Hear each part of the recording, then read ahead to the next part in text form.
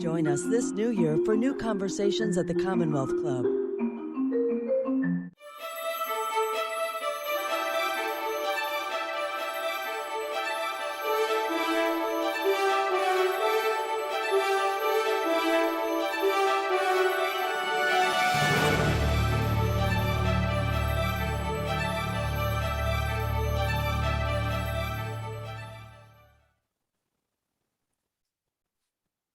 Hello and welcome to tonight's virtual Commonwealth Club event. I'm Brian Hackney with CBS News in San Francisco. Before we get started, we would like to thank Wonderfest for partnering with us on tonight's program. And it is a real pleasure to welcome our guest, Dr. Avi Loeb, best-selling author of Extraterrestrial, the First Sign of Intelligent Life Beyond Earth. Dr. Loeb is the Frank B. Baird Jr. Professor of Science and former chair of Harvard's Astronomy Department. He's also the founding director of Harvard's Black Hole Initiative and director for the Institute for Theory and Computation. Over the course of his career, Dr. Loeb has authored more than 700 articles and produced pioneering research on black holes, on gamma ray bursts, and the early universe. But his provocative stance on the first known interstellar object to visit our solar system has raised more than a few eyebrows. In short, after decades of searching for evidence for extraterrestrial intelligence, this Harvard astronomer suggests that the evidence has found us. There's a lot to talk about in the next hour, and we want you to ask Dr. Loeb your questions. If you're watching along with us, please put those questions in the text chat on YouTube. I'm sure you've been through this before, and we'll be getting to them later in the program. But first, it's a real pleasure, as one who ground the lens for his own telescope when I was in high school, to say, Dr. Loeb, welcome and thank you for making time for us today. Thank you so much for hosting me. It's a great pleasure. Interestingly, for somebody who ended up as chair of the Harvard Astronomy Department, you weren't that interested in astronomy when you were young. Is that right?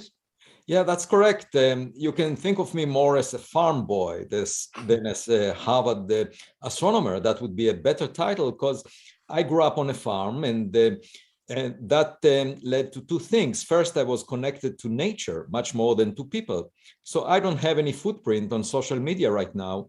I don't care how many likes I get on Twitter. And of course, I'm connected to nature, meaning that I would like to understand the reality we all share. And in particular, I want to look through the window and figure out if we have smarter kids on our block. We can argue forever, sitting on the sofa, whether we are the smartest in the world. But in my view, Albert Einstein was probably not the smartest scientist that ever lived since the Big Bang. Most stars formed billions of years before the sun, and there must have been a scientist smarter than Einstein that lived on another planet far away, probably more than 1 billion years ago. And that civilization that benefited from the wisdom of that scientist could have sent equipment and vehicles that survey the entire Milky Way galaxy. They may be around us. And the only way to find out is by looking through our windows rather than arguing. So that's one thing that I learned from my childhood, to maintain my curiosity, because the most vivid memory I have is sitting at the dinner table, asking a difficult question, and the adults in the room would dismiss the question simply because they didn't know the answer. So I thought by going into science, I will be able to figure out answers to my questions. And the second thing I got from my childhood was the love of the big questions. That was the love of philosophy. I was very much into philosophy, except I grew up in Israel, and there is obligatory service in the military at age 18. And I had two choices: either to pursue physics, which meant intellectual pursuit closer to philosophy, or to run in the field with a gun attached to my back. And I prefer the first option. And as a result, I ended up with a PhD in physics at age 24. And then I was offered postdoc fellowship at Princeton, the Institute for Advanced Study, that led to a faculty position at Harvard. And by the time I got tenured at Harvard, even though I felt it was an arranged marriage, I realized that I'm married to my true love, because in astrophysics, you can ask big questions. And one of them is, are we the smartest kid on the block? Let's get into that by having you and understanding too, a lot of folks who are watching and listening tonight and seeing it on the web later won't really have a basic idea of what's covered in your book, The Search for Extraterrestrial Intelligence, or the evidence for what began on September 6th, 2017. Can we begin there? And can you explain what happened beginning on that date? Right. So in October 2017, the first object from outside the solar system was noticed near Earth by a telescope in Hawaii on Mount Haleakala. The telescope is called Pan-STARRS. And actually, I visited that observatory a few months earlier. We didn't know that there is an object heading our way that came from outside the solar system back then. And a few months later, it was announced. And it was exciting to me because a decade earlier, I wrote the first paper that forecasted how many such objects, how many rocks from other planetary systems like the solar system we should expect to detect with this telescope. And the answer was none.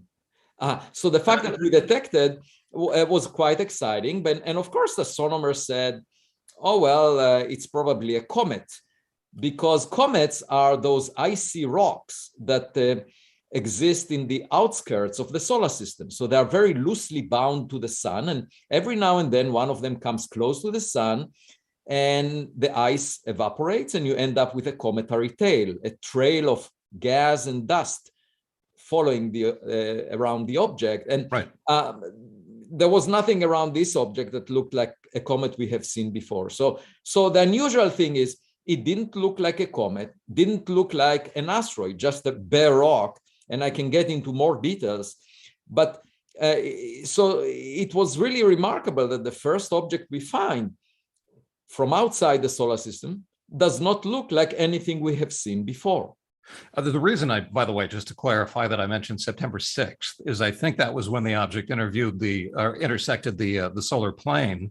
And that would be the first time, which I kind of find, I had to step back and think, I guess that's right. We had never before seen anything in our solar system of extra solar origins, something from outside of our solar system. So this was a first.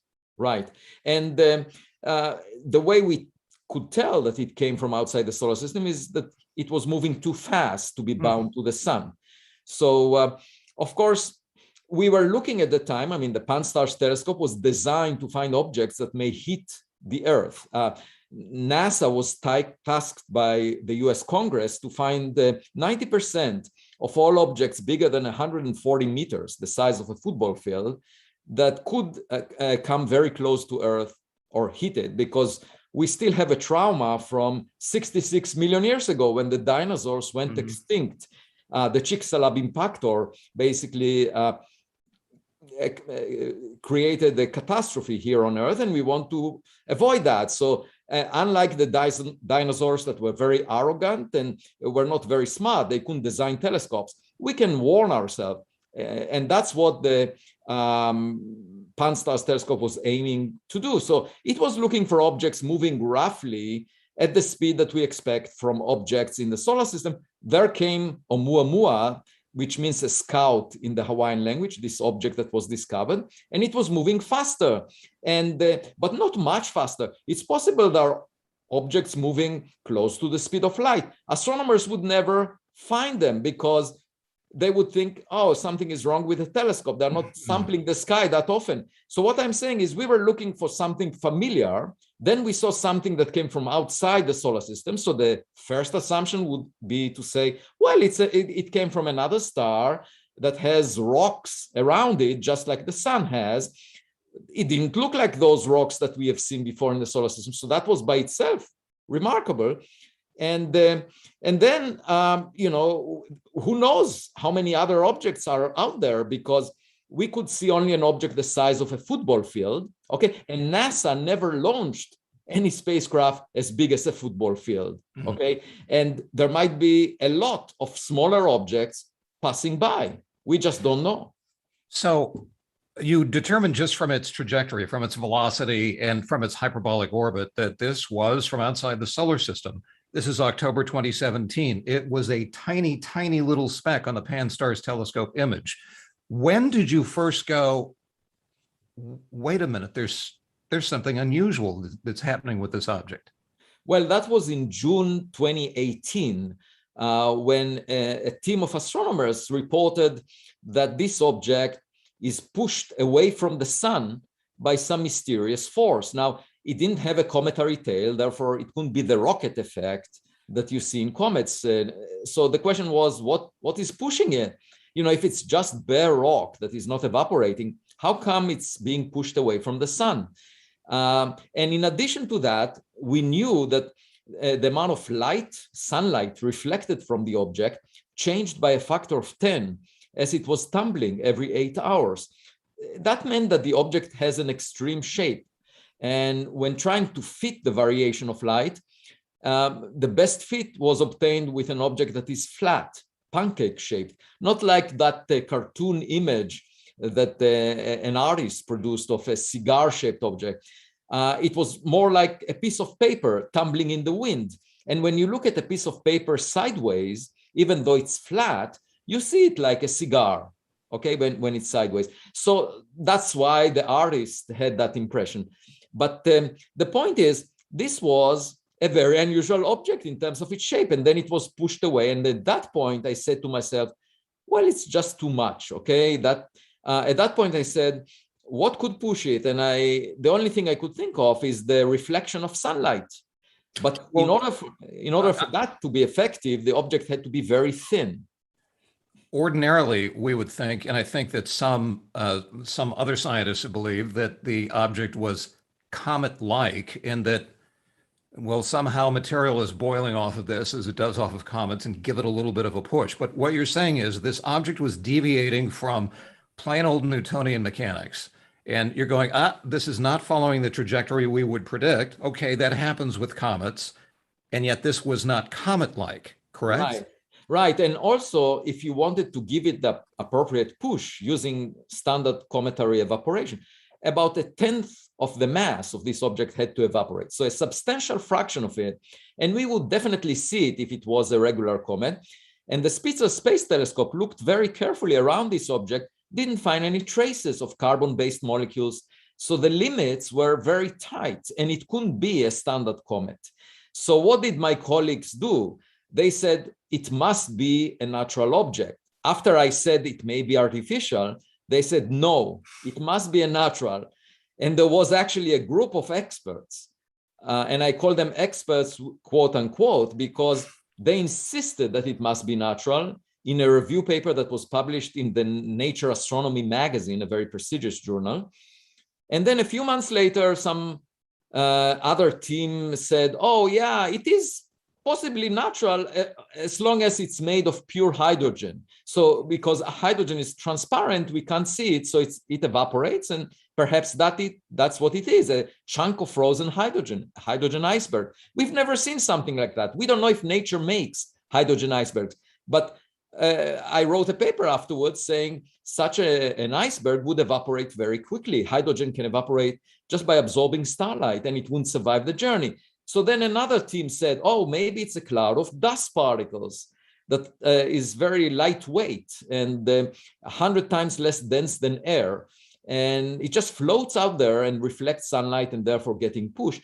The only problem there is when it gets close to the sun, it would get heated by hundreds of degrees and would not maintain its integrity.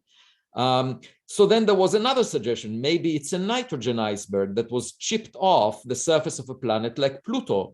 And the problem there is the mass budget. There is just not enough solid nitrogen available in the entire Milky Way galaxy to make a large population of chips such that we will see one of them.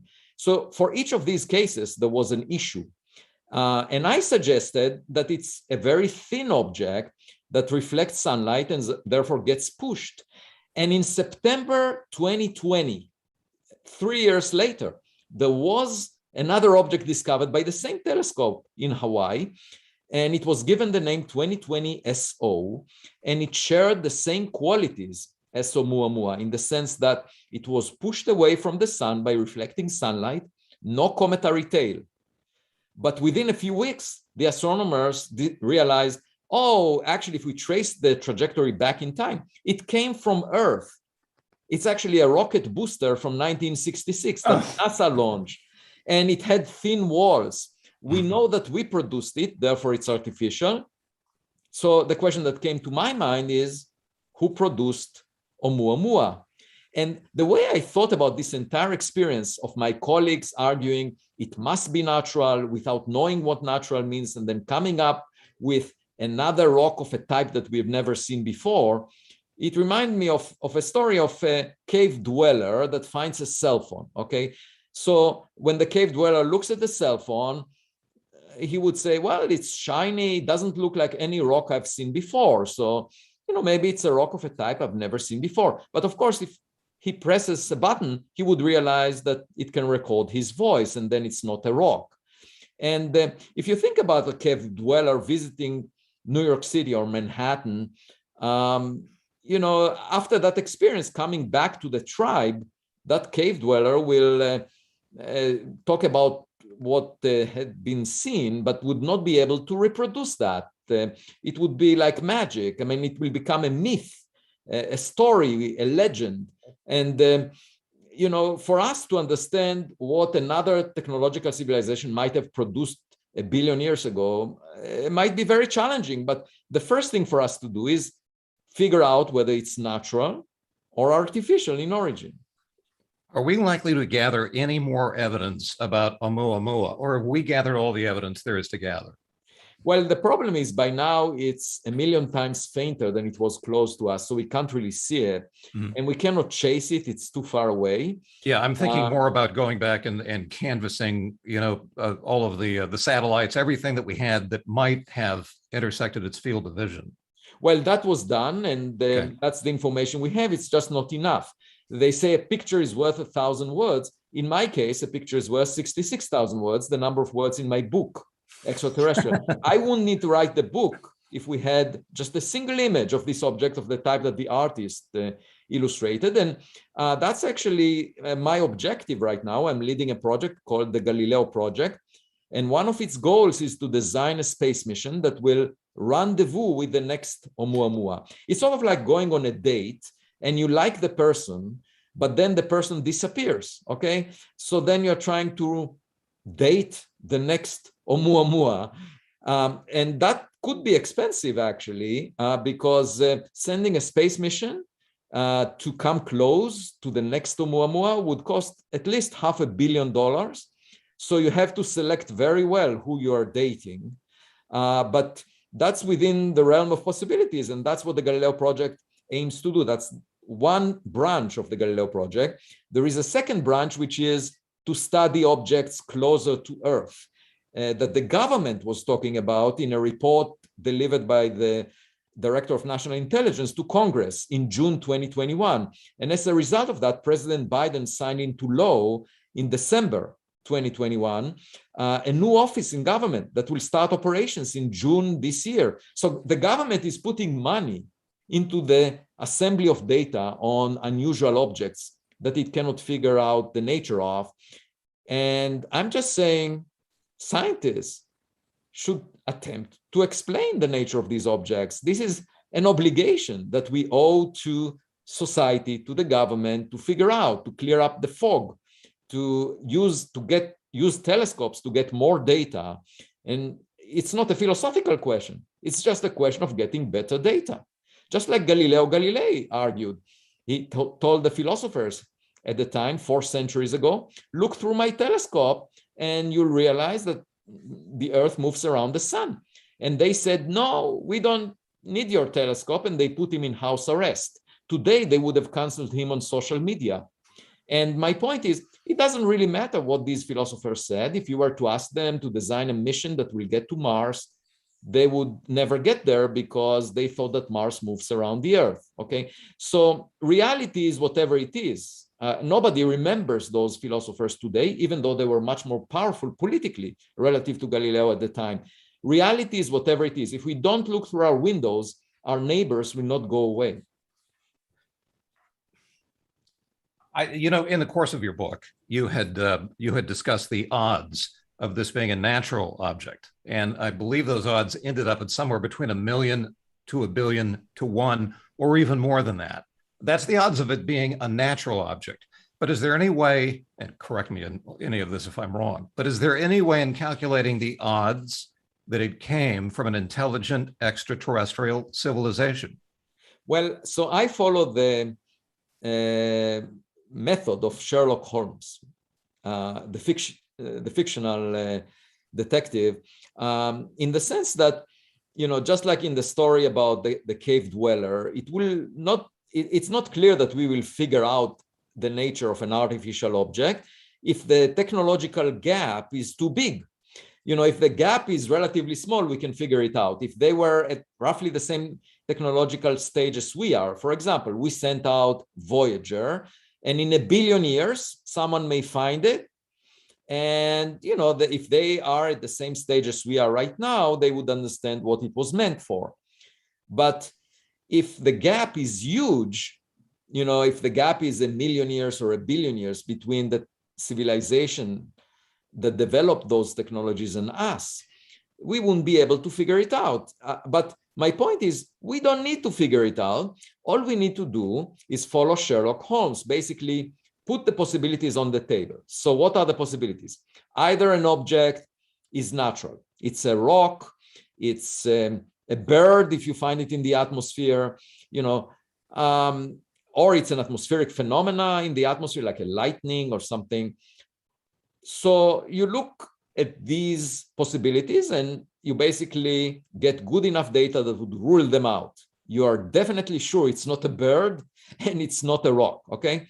And then the second possibility, it was made by humans. It's human-made. So again, we know which technologies we possess, including other nations. We have good espionage. We pretty much know where science is right now. And if the object doesn't seem to behave in a way that we can reproduce with our technologies, it's not human-made, okay? So that's the second thing you can rule out. And then, as Sherlock Holmes said, whatever is left on the table must be the truth, okay? And so it must be of artificial technological origin if it's not natural and if it's not human-made. And then, of course, the second question is, okay, what is the intent of this thing? I mean, if it's defunct, if it's just like a plastic bottle on the beach that you find that is not working anymore, and that is probably the most common form of things like the Voyager that you will find 1 billion years later. But it could also be operational. It could. I cannot imagine biological creatures in it because they wouldn't survive for such a long time, a journey through interstellar space. But I can imagine artificial intelligence, AI astronauts. We have AI systems driving cars. We can imagine AI astronauts. And those would be completely autonomous. They would not need guidance from the senders. The distance to the senders is probably huge, so they don't have time, patience to wait for that. So they would learn from experience and basically follow the blueprint that they were designed to follow. And these would be intelligent systems. And we might need to use our own AI systems to figure out their AI systems. And, we should think about our AI systems as our technological kids, and that's what our future in space would be, in my view. It's not those illusions about a huge community of people on Mars or in space. I don't share that vision of Elon Musk or Jeff Bezos. In my view, our future in space is that of AI astronauts. And because they can survive for long times, long journeys, they can carry the torch of our consciousness and fulfill what we wish to accomplish far away. And we should be proud of our technology. I have no problem being proud of an AI system as much as I'm proud of my daughters. And having read your book, that is saying something. I think that your reference to Sherlock Holmes is because of his maximum that when you have eliminated the impossible, whatever remains, however improbable, must be the truth. But have we really eliminated the impossible in saying there is absolutely no way this is a natural as opposed to intelligently created object. No, not in the case of Oumuamua, and not in the case of these unidentified objects that the Director of National Intelligence is talking about. So my point is, for us to be confident about the nature of these objects, we need more evidence, yes, more data. It's not a philosophical question, and therefore, the current situation is very unhealthy, where the government is unclear about what these objects are. If it had a hint that they were made by the Russians or the Chinese, it would never discuss them in front of Congress, because the purpose of the intelligence agencies is to figure out what the Chinese and Russians are doing. So it will be as if they admit they can't do their job, kind of. So they really are puzzled, okay? And then we need, as scientists, we have an obligation to clear out the fog and figure out what these things are. And I think the path forward is by collecting more data. Unfortunately, most of my colleagues in academia are ridiculing the subject and having a stigma on it, pushing it aside. And that's not a good situation, because without getting better data, we will never know what these objects are, and then the public will continue to speculate. And for example, we don't know what most of the matter in the universe is, and we call it dark matter. And over the past 40 years, physicists and astronomers invested hundreds of millions of dollars, or maybe even billions of dollars, in experiments that were aimed to find the dark matter, and we are empty-handed after 40 years. And it's because it's a search in the dark. We don't know what that matter is, and that's most of the matter in the universe. Now, if we did find out that it's weakly interacting massive particles, it would have very little impact on the daily lives of most people. However, if we were to find that Oumuamua is definitely an artifact created by an advanced technological civilization, it would have a huge impact on the future of humanity. So how can we avoid investing hundreds of millions of dollars or even billions of dollars over a period of 40 years before jumping to conclusions? That to me sounds like non-scientific. And unfortunately, a lot of scientists promote that argument. They say extraordinary claims require extraordinary evidence. My point is, extraordinary evidence requires extraordinary funding. We invested billions of dollars, didn't find the dark matter. We invested $1.1 billion in the LIGO experiment before we could detect gravitational waves. Without investing that, we would never find gravitational waves. So you can't, on the one hand, say, I don't have extraordinary evidence, and on the other hand, say, I don't want to invest in this search. Why is there a reluctance on the part? Let me step back one step. How likely is it, in your view, that there are civilizations, extraterrestrial civilizations, either now in Earth time or over the past billion years, that there is intelligent extraterrestrial life in the universe? What are the odds? I think it's very, very likely. And the reason I say that is out of modesty. You see, we in the past, if you look at human history, we argued we are at the center of the universe because it flattered our ego. That's a virtual reality that gives us pleasure. And then we realized, no, we are not at the center of the stage. Then we argued, okay, well, what we find in the solar system, the Earth-Sun system, is maybe privileged, unique. And now we know that half of the sun-like stars have a planet the size of the Earth, roughly at the same separation. So we have this tendency to get attached to virtual realities that give us a very prominent place in the universe. And I can understand where it's coming from, because both my daughters thought that they're the smartest in the block when they were young, before we took them to the kindergarten. And then they had a psychological shock seeing other kids that might be smarter than they are. So it's very natural for humans. When we are born, we get most of the data about our immediate vicinity. And in that vicinity, we are really the smartest. But as we mature, we realize there is a bigger world out there. Now, many people prefer not to mature, to basically believe in virtual reality, to put goggles on their head that will give them access to the metaverse, where they can be much better looking than they are in reality. They can have all the attributes that they cannot obtain in the actual reality. They can be at the center of the universe in the metaverse.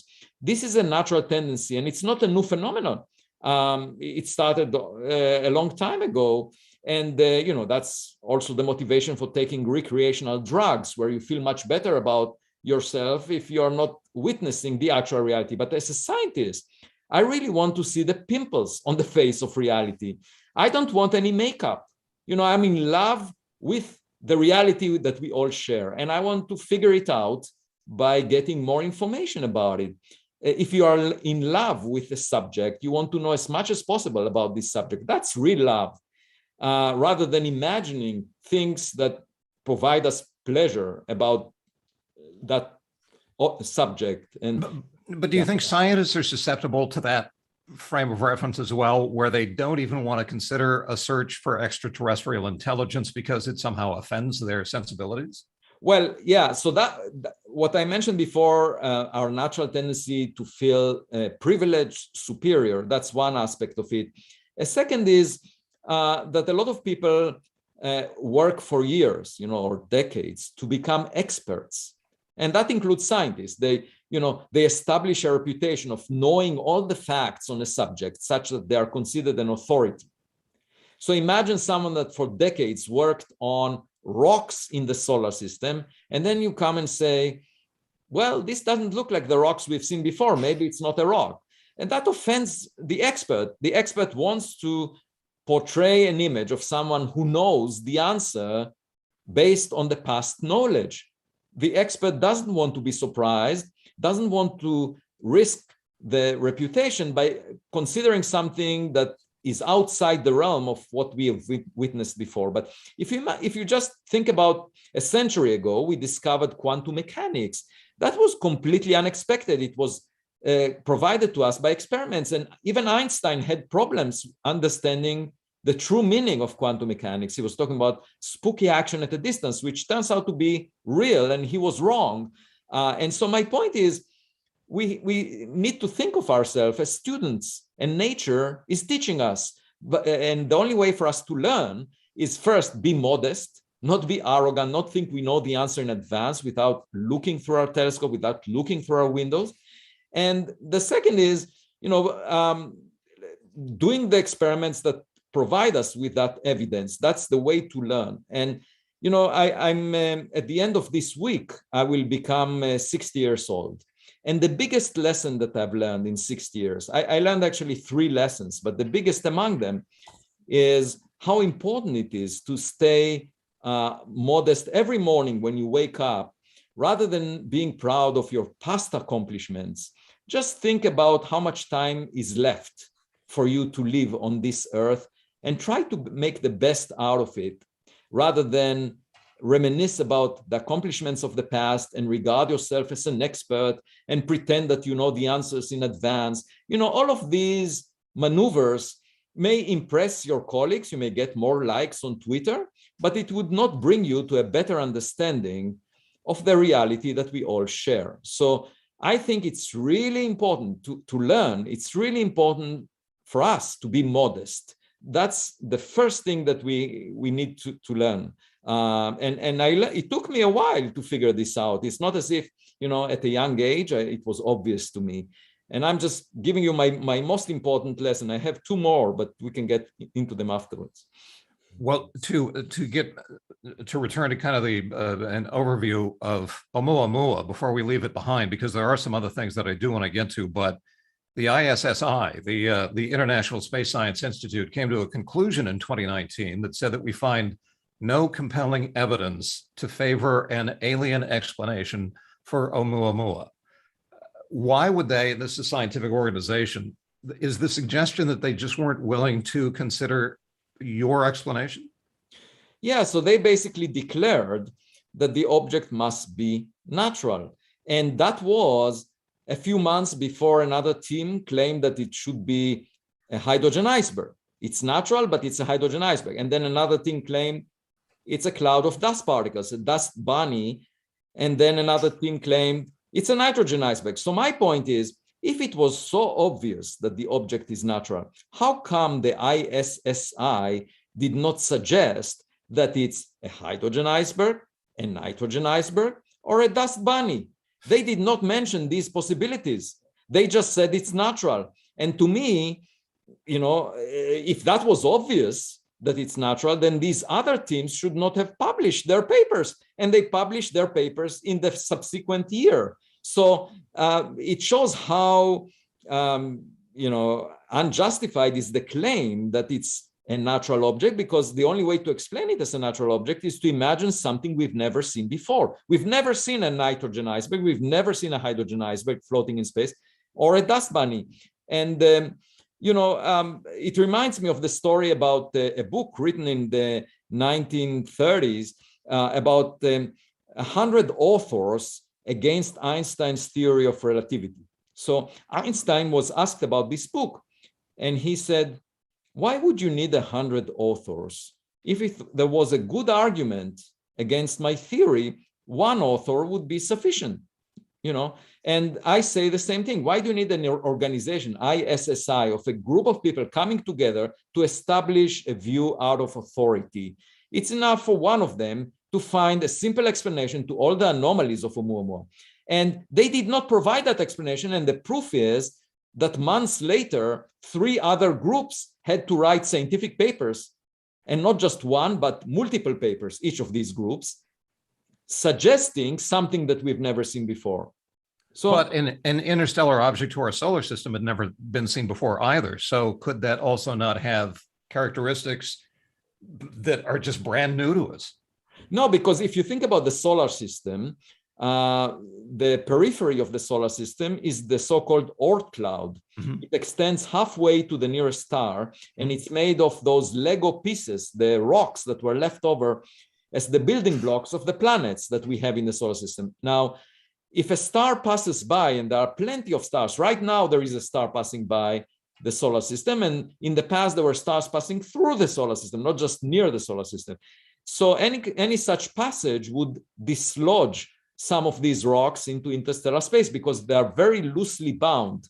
So if you imagine that the most common objects in interstellar space were born in planetary systems like the solar system and dislodged into interstellar space from the outskirts, you would expect it to be a comet. And that's what people expected Oumuamua to be. And if you imagine it being a hydrogen iceberg or a nitrogen iceberg, it means that there is a nursery that makes objects at very large abundance in a way that we've never witnessed. The only way for us to imagine pieces of rock being produced is in protoplanetary disks that make planets like the solar system. I see. Let me take it a bit away from Oumuamua and ask you, if we had never seen an extrasolar object come into the solar system until October 2017, now we've seen 2 or 3. Why have we all of a sudden begun seeing these things? Oh, that's very simple. We didn't have the telescopes that allow us to see it. So, for example, 70 years ago, Enrico Fermi, a famous physicist that won the Nobel Prize, had lunch at Los Alamos with friends, and they were talking about extraterrestrials. And he said, well, indeed, it's quite possible that they're out there, but where is everybody? We don't see them. Now, to me, that's very presumptuous. It's like someone sitting on the sofa at home and saying, I don't have neighbors because I don't hear anyone knocking on my door. Well, guess what? The chance that you are sitting on the sofa and someone will knock on your door is pretty small. Recorded human history is just 10,000 years old. And that's 1/1,000,000th of the age of the solar system, okay? And Enrico Fermi sits in Los Alamos over one lunch and thinks, oh, I don't see anyone, therefore, where is everybody? And most importantly, he didn't use telescopes to look around. So it's just like a fisherman sitting on the beach and saying, where are all the fish? If you don't use a fishing net, you will not catch anything. So So what is going to be our fishing net? So Pan-STARRS was the first fishing net for objects as big as a football field, passing within the orbit of the Earth around the sun. You need the object to come close enough so that it reflects enough sunlight for the telescope to see. And so that means the object needs to be big enough, the size of a football field or bigger, and it needs to pass within the orbit of the Earth around the sun. And Pan-STARRS was really the first survey telescope that allowed us to find such objects, and it found Oumuamua. Now, and how would you like to see that expanded? Do you have in view something we should be doing, that if you were in charge of Earth, that you would say, here's what we need to do now to anticipate and study the next one? Is that a possibility? Definitely. I mean, we have already a telescope planned to start operations in a year in Chile called the Vera Rubin Observatory. It will be much more sensitive than Pan-STARRS and could discover Oumuamua-like objects every few months. That's based on recent estimates. Is there any, how good will the resolution of that be? Would it answer the question as to whether or not it's of intelligent design? No, because no telescope on Earth can resolve an object the size of a football field roughly at the Earth-Sun separation. What you need is to send a camera that will pass very close to it, within 1,000 kilometers, which is one of the goals of the Galileo project. Oh, well, that would be worth it, I think. Well, you've got my definitely. vote. No, definitely. But I should say one thing, that, you know, the defense budget that was signed into law late in December was for $768 billion, okay? And if you think about it, you know, it's just to protect the United States against other nations. So people against other people, just like kids playing in the playground, you know, with toys.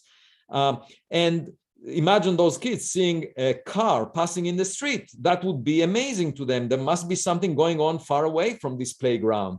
So if the Galileo project would find an artificial object, I think it's conceivable that the political system would say, wait a minute, there is something going on out there. Maybe we should allocate the same amount of money that we allocate for defense against other people to figure out, you know, what kind of technological civilizations we have in our neighborhood.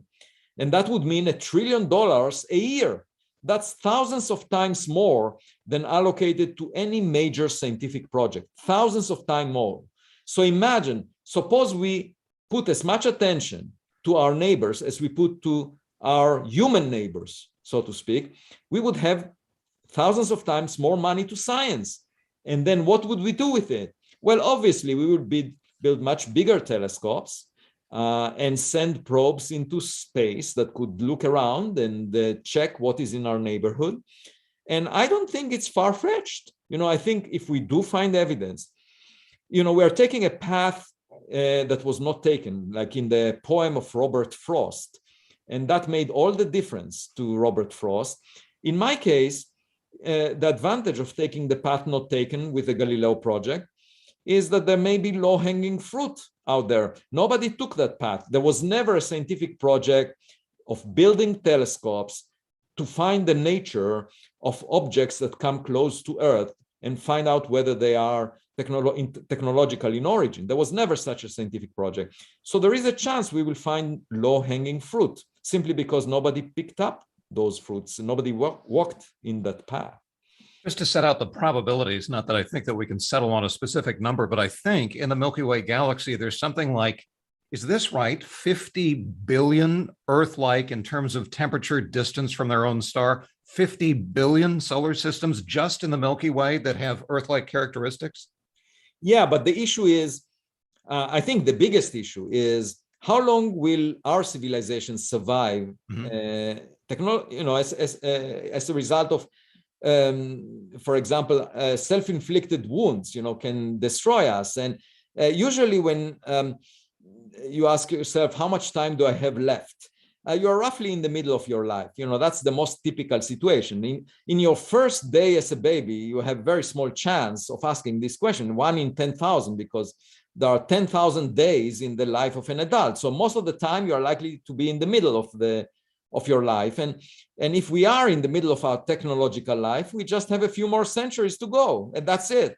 So if the window is so narrow, if we don't take care of our planet, okay, if some catastrophe will take place and we will go extinct, and if that's the fate of any technological civilization, then there may not be any other right now in the Milky Way galaxy, unless they sent something out of their planet, you see. So there is a competition here between the damage we inflict on our immediate environment and our ability to launch things, AI astronauts, into space, if we manage to send out everything we care about, even in terms of information, just AI systems that carry that information with them so they can reconstruct whatever we have here on Earth elsewhere, then we are saved in some sense, because these would be monuments that would last for a long time.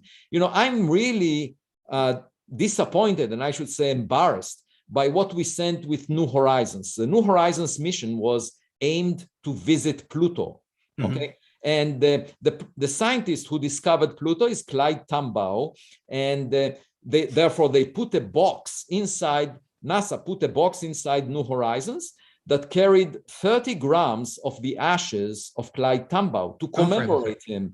And I thought to myself, that makes no sense, because what are ashes? They are burned up DNA. So you take the genetic information about the person you want to commemorate and you destroy it. Those ashes are no different than the ashes of a cigarette.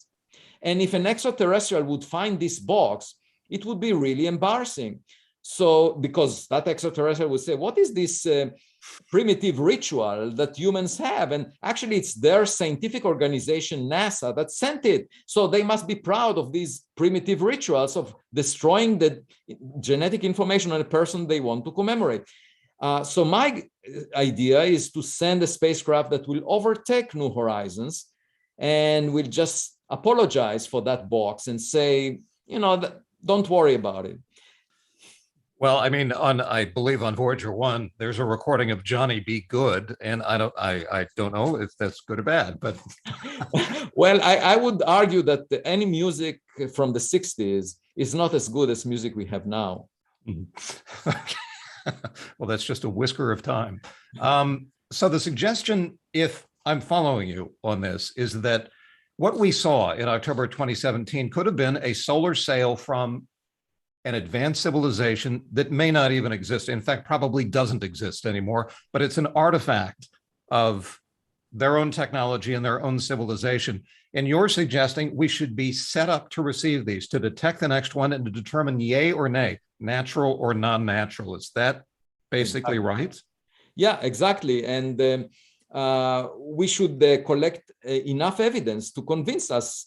And then, of course, if it turns out to be functional, if it has, for example, an AI system, there is no protocol right now how to respond to it, how to engage with it. There is no international organization that will represent humanity. And it's very different from protocols that were thought about in the past, where if we were to discover a radio signal from a distant civilization, the nearest star to us is 4 light years away. So a round trip takes 80 years for light. And stars across the Milky Way galaxy are tens of thousands of light years away. So we have plenty of time to think how to respond to that. But if you have a visitor in your backyard, you have to decide immediately what to do about it. And that depends on the intent. It depends on the details. And by the way, I had an interesting conversation about that with Henry Kissinger. I asked him, how would you apply realpolitik to dealing with a society or a civilization or a sender whose nature you don't know? You don't know what the intent of that sender was. And for him, it was a question similar to that he can address based on his experience with China or Russia. And he suggested that first thing is to try and understand what their aim is, what their goals are, what their motivation is, and adapt to that. That is, will they be good guys or bad guys? I mean, it's basically that question. Well, but you have to keep in mind that the city of Troy citizens misjudged the horse, right? So it's not always obvious what the purpose on face value is. Understood. We're getting to that point of the program. In fact, we passed it, where we've got a lot of folks who are watching tonight who have some questions. And this has gone like that, but I'm going to launch into some of the questions that we've gotten from folks who are listening tonight. And one, Dr. Loeb, is, by the way, we're talking with Dr. Avi Loeb, who is the author of Extraterrestrial, the First Sign of Intelligent Life Beyond Earth, a provocative title from a Harvard astronomer. And question is, you've noticed a large amount of opposition in the scientific community to your suggestion about this being of non-natural origin. Who are some of the people and organizations who agree with your assessment? Oh, well, first of all, when I announced the Galileo project in July 2021, as a result of a few multi-billionaires who came to the porch of my home and were inspired by the book, and they basically donated $2 million to my research funds at Harvard. You never see such things in academia, that people come to you and offer money. Often you have to work really hard to convince people to contribute to your research. So that was a surprise to me. And then I had the opportunity to establish the Galileo project. And then more than 100 scientists volunteered to contribute to the project. So that already is testimony. As one of them said, I was waiting for many years to speak freely on this subject and to study it scientifically. And it's a breath of fresh air to be able to address this question based on the scientific method. So the Galileo project is founded on donations that were not allocated to any other scientific project to start with. So we're not taking money from other projects. And moreover, it's based on collecting evidence that using the scientific method, not without any prejudice. I established a very big tent that includes people that want to believe that some objects are of extraterrestrial technological origin and others that are skeptics, because it doesn't really matter what your starting position is. The idea is that the evidence will unite us once it's clear. And I want to have both people on my team so that I will not miss any argument. And then I would like to see them converge. You see, it's not like politics where you can hold your view irrespective of any data. But here in science, if there is a clear evidence for one way or another, both sides will converge. And that would be a beautiful illustration of how science works. So my point is, we're following the scientific method. We're using funds that were not allocated to science before. How can a scientist have a problem with that? Okay. And to me, Oumuamua was just a wake-up call. I'm not saying that we know definitely it was artificial, but it's a wake-up call in the sense of, here is an area of research that would have tremendous implications for society, for the future of humanity, that was not addressed scientifically so far, that the government is investing funds in, okay, and that the public is extremely interested in. And the fact that my book became bestseller is evidence for that. And it was translated to 25 languages. So you have the public and the government interested. How can scientists in academia ridicule the subject or say that something like the Galileo project is a waste of time without collecting the evidence to guide them? I'm saying, suppose we find that it's natural in origin, okay, objects like Oumuamua, or we find that all these unidentified aerial phenomena are just human-made. Okay, suppose we find it. I still think we did a very good service to society in clearing up this puzzle once and for all, so that we will stop speculating about it. We will stop ridiculing it. It's just like 1,000 years ago, people argued the human body has a soul, therefore anatomy should be forbidden. So imagine if scientists would say, we don't want to engage in this subject because there is nonsense being said about the human body, that it has a soul and so forth. We don't want to even discuss it. Then where would modern medicine be? Scientists opened the human body and figured out how it works, and that led to modern medicine. It didn't damage the soul in the body of humans. We realized it after we opened the body. And so in much the same way, by collecting evidence on these objects, we will figure out what they are. And who cares if people in the past said nonsense about these objects? Let me tread carefully with my next question, which is possibly the reason why a lot of scientists are reluctant to go down that path. While I can understand the fascination of this object that came in, and objects since Oumuamua have come in, to examine them, to find out what's going on with them, are you also suggesting that things that we have seen terrestrially, we saw those terrestrially, UFOs, some of the sightings that we've seen lately, where even the government's going, we don't quite know what that is. Is the suggestion that we should also investigate that to the extent that we can scientifically? So in the next few months, we're planning to assemble a telescope system. The Galileo project is assembling a telescope system that includes infrared cameras, optical cameras, radio sensors, audio sensors, that will basically take a video of the sky all the time, the entire sky. Once it operates, and it will have also artificial intelligence algorithms that will identify objects like a bird, distinguish it from a drone, distinguish it from an airplane, or an atmospheric phenomena. Once we have that operational, we will make copies of this system and place them in many locations, trying to see if there are objects whose nature is unclear, and if so, what are they, and collecting scientific evidence on them rather than relying on military reports. Now, again, my approach is very similar to that of a kid. I don't care what people within my home or family said about it before. I don't care what my parents said about it, what previous generations said about it, that's not relevant, because if it's out there, science is about reproducibility of results. Okay, if it's out, I'm not going back to mythical stories, from ancient times. If it's out there, we will find it. Okay, and if we don't find it, forget about it. So the idea is to use telescopes to figure out the nature of any object that we find in the sky, either close to Earth or coming from outside the solar system. And so would this Galileo system, would the one that you're putting into place, would have detected Oumuamua? No. So that would be to study unidentified aerial phenomena that were reported by the Director of National Intelligence to Congress. And then the second branch of the Galileo project is to design a space mission that will rendezvous with the next Oumuamua. That's much more expensive.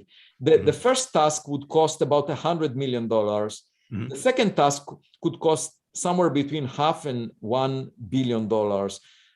But both of them are complementary. I mean, these are two different tasks. And the goal is that, once, for example, with a space mission, we want to design the trajectory that is best to take in order to rendezvous an incoming object like Oumuamua. We want to design the instruments that will be put on such a space mission.